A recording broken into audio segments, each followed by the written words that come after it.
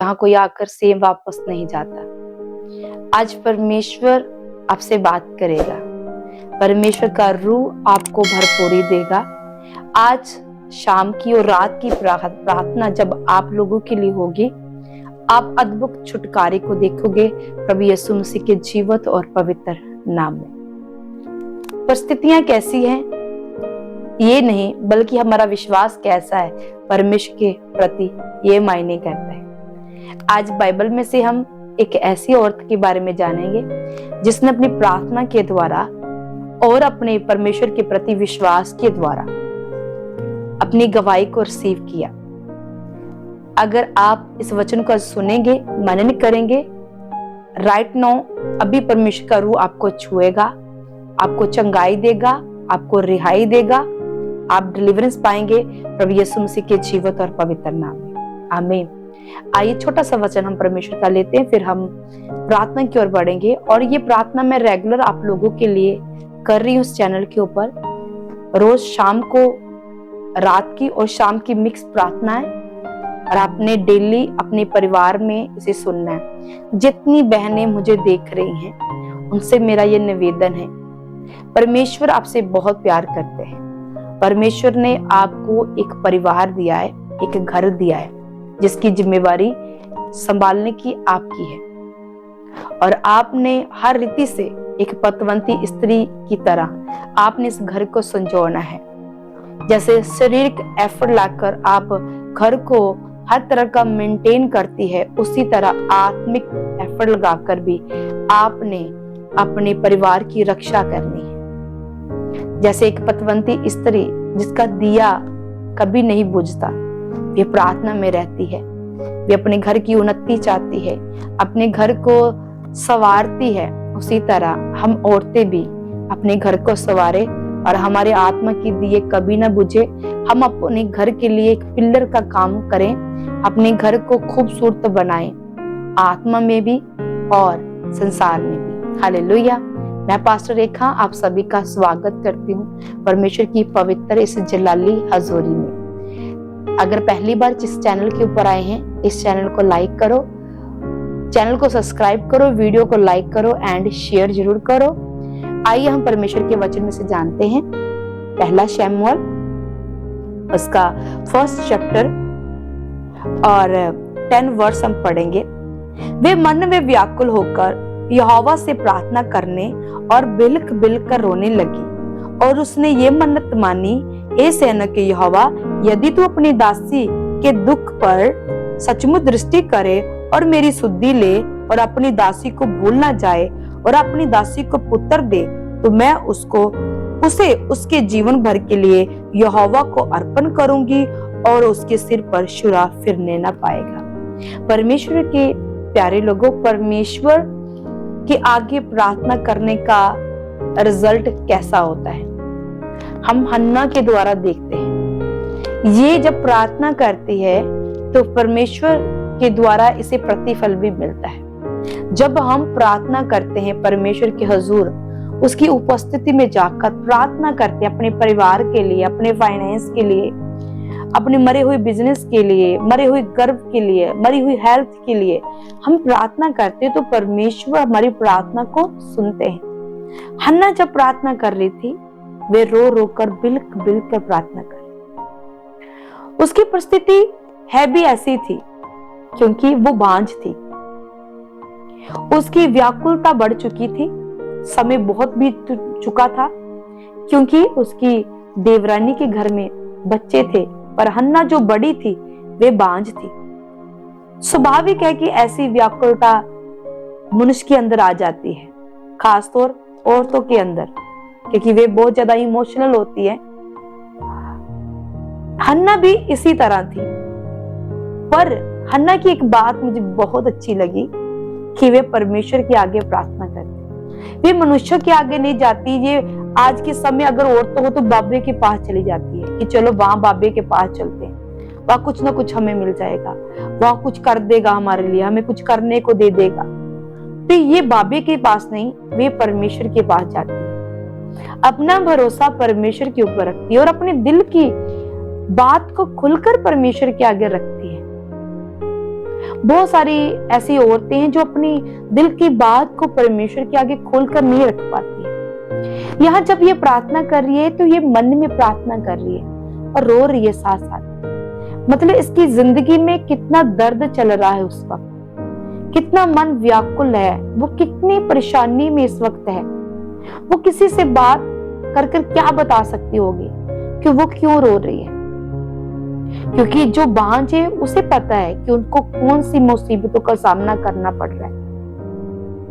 हमारी चर्च में बहुत बार ऐसा हुआ है, ऐसी औरतें आई जो बांझ, सालों की बांझ, और प्रार्थना करवाई, प्रार्थना की, आत्मिक जिंदगी को अच्छी रीति से सेट किया, परमेश्वर का साथ संगति को बढ़ाया, तो आज परमेश्वर ने उसे बेबी के साथ ब्लेस किया हुआ है। परमेश्वर किसी का पक्षपात नहीं करता, परमेश्वर हर एक जन से बहुत प्यार करता है। परमेश्वर नहीं चाहता कि कोई बांझ रहे, कोई ऐसा पेड़ बने जिसमें कोई फल ना हो। परमेश्वर नहीं चाहता, परमेश्वर चाहता है मेरा मनुष्य फलवंत रहे, ऐसा पेड़ बने जिसमें हर प्रकार के फल हो, वे फलदार बने। परमेश्वर अपने लोगों को फलदार देखना चाहते हैं, बांझ नहीं देखना चाहते। फिर क्या हो जाता है कि जिंदगी ऐसी हो जाती है। हर एक चीज का एक टाइम है। किसी पेड़ को फल लेना है, लेके आना है, तो उसका एक टाइम है, एक सीजन है परमेश्वर ने रखा। 12 महीने पेड़ पर फल नहीं लगते हैं, सीजन के अनुसार पेड़ पर फल लगते हैं। परमेश्वर हर एक की जिंदगी में एक सीजन लाता है, जिस सीजन के अनुसार परमेश्वर ब्लेस करता है। परमेश्वर के काम करने का तरीका अलग है। हम मनुष्य का जैसा नहीं। हम अभी चाहते हैं कि हमें फ्रूट मिले, अभी। हम सीजन का वेट नहीं करना चाहते। हम नहीं चाहते कि कोई मौसम से होकर हमें गुजरना पड़े। सीजन में कितने मौसम आ जाते हैं, हनेरी आती है, तूफान आती है, बारिश आती है, बहुत कुछ होता है, पर एक उस पेड़ को सहना पड़ता है सब। पर आज मनुष्य सहना नहीं चाहता, क्योंकि मनुष्य कहता मैं पेड़ थोड़ी हूं, मैं तो मनुष्य हूं। Hallelujah, hallelujah.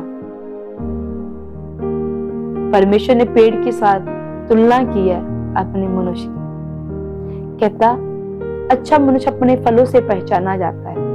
मतलब एक अच्छा पेड़ जो फलों से पहचाना जाता है। आप कौन से पेड़ हो, आपके साथ कौन से फल लगे हुए, आप पहचाने जाए।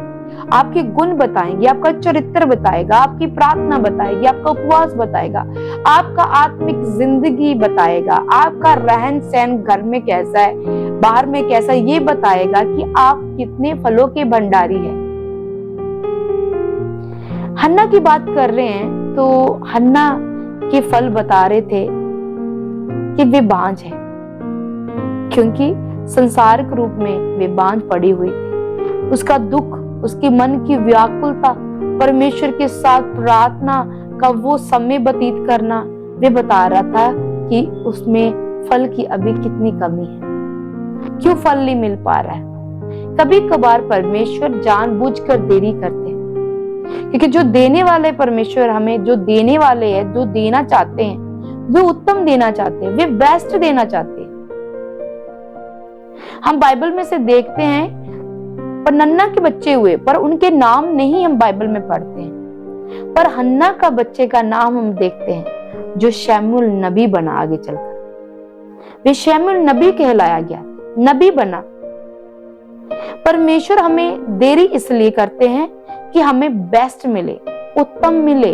हमारी जिंदगी में मिलना तो है सब कुछ, पर वो उत्तम देना चाहता है, सबसे अलग देना चाहता है। इसलिए देरी अनिवार्य है। कभी कभार इसकी जिंदगी में देरी हो रही है, पर वे शिकायत नहीं कर रही है, ये तो सिर्फ प्रार्थना कर रही है। अपने दुख को, अपनी व्याकुलता को अपने पिता के सन्मुख रख रही है। कभी भी परमेश्वर के सन्मुख शिकायत ना करें, कभी भी इस तरह शिकायत ना करें गिड़गिड़ाते हुए कि परमेश्वर आपने मेरी दुआओं को सुना नहीं। परमेश्वर दुआओं को सुनते हैं, वो उत्तर देने वाले परमेश्वर है। हन्ना का दुआ का उत्तर मिला, परमेश्वर ने उसी वक्त उत्तर दिया। आइए हम पढ़ते कैसे उत्तर मिला।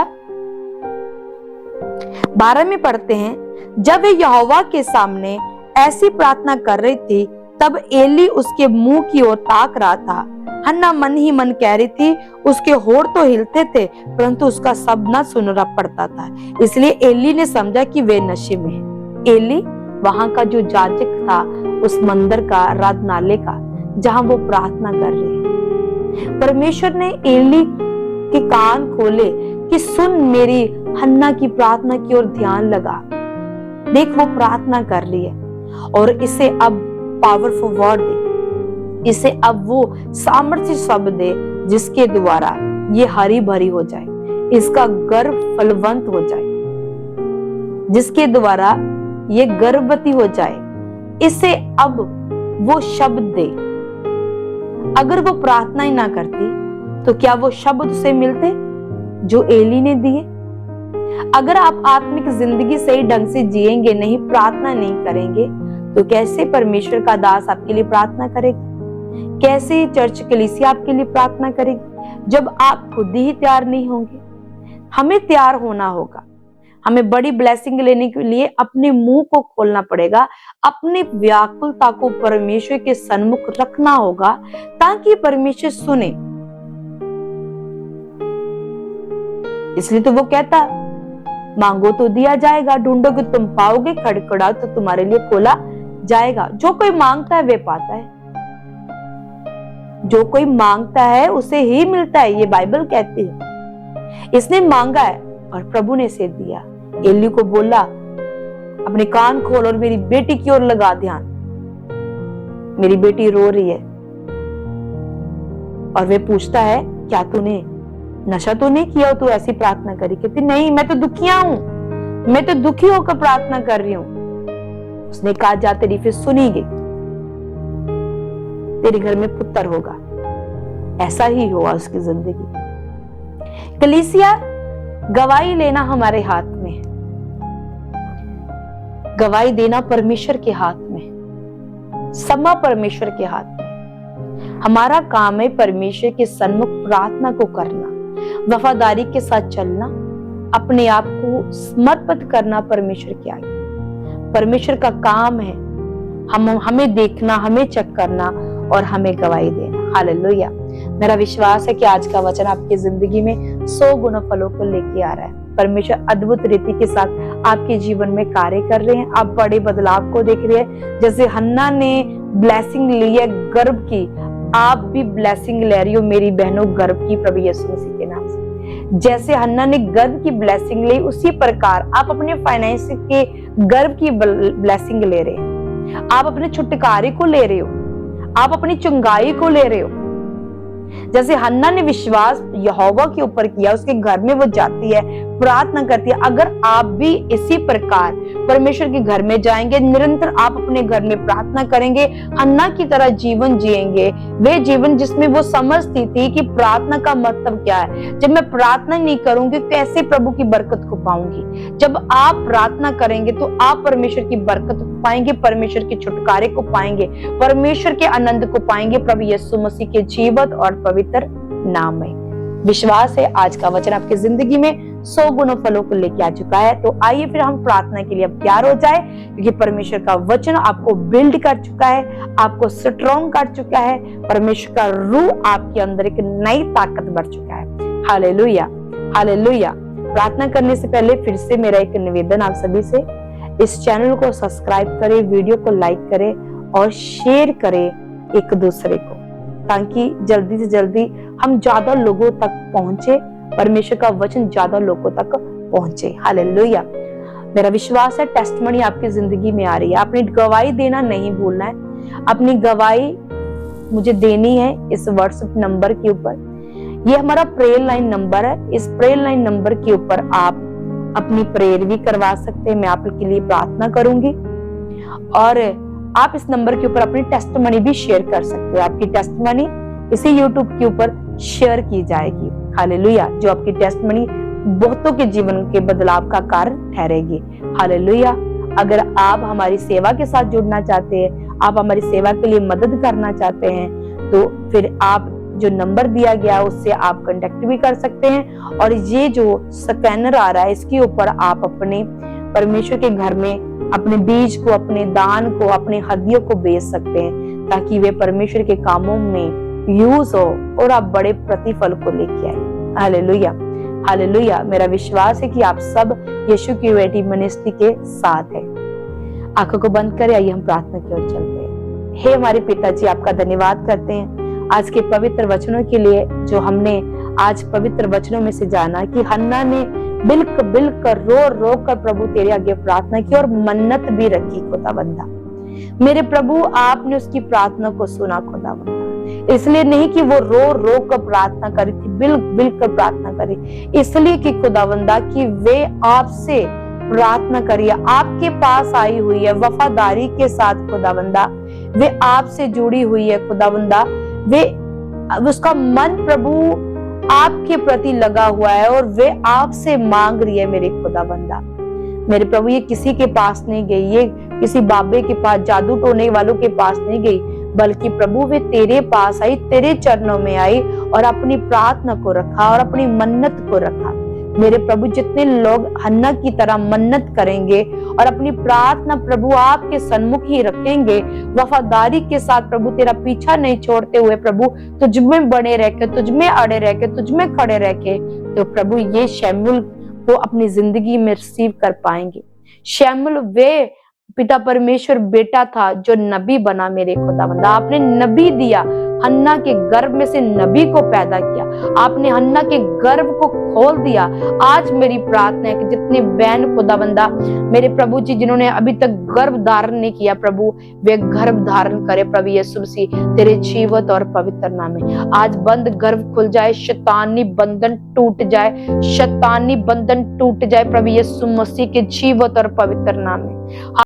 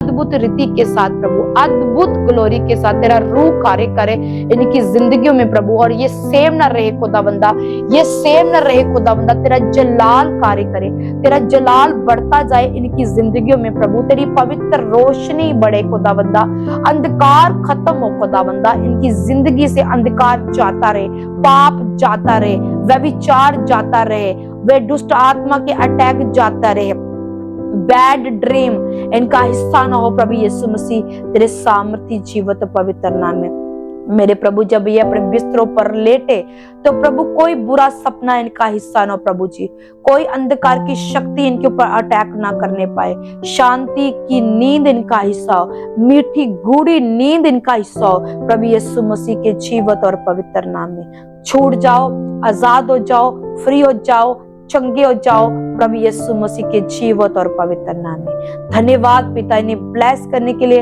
इन्हें आशीष करने के लिए, इन्हें चंगा करने के लिए, इन्हें छुड़ाने के लिए सारी महिमा आपके नाम को, सारा इज्जत, सारा जलाल पिता आपके नाम को मिले। विश्वास करती हूँ प्रभु, आपने आज रात की शाम की प्रार्थना सुनी, कबूल की, जो मांगा वो आपने इनको दिया प्रभु। आपका धन्यवाद करती प्रभु, इन सबको तेरे लहू में कवर करती हूँ, तेरे हाथों में समर्पित करती हूँ। आमीन, आमीन।